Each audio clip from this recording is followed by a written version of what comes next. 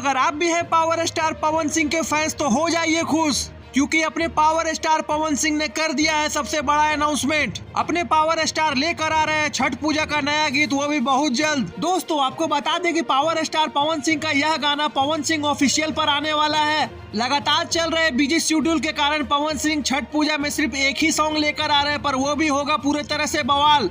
दोस्तों आपको तो पता ही है कि हर बिहारी के लिए छठ पूजा का सॉन्ग इमोशन होता है, तो पावर स्टार पवन सिंह का मानना यह है कि 4 या 5 सॉन्ग के बजाय एक ही सॉन्ग ऐसा दिया जाए जिससे लोगों का रोंगटा खड़ा हो जाए। हालांकि भोजपुरी के सभी चैनल के मालिकों ने पूरी तरह से पवन सिंह से गाना मांगने की कोशिश की, लेकिन पवन सिंह ने फाइनली डिसीजन यह लिया कि वह पवन सिंह ऑफिशियल, जो कि उनका खुद का चैनल है, उसी से गाना रिलीज करेंगे।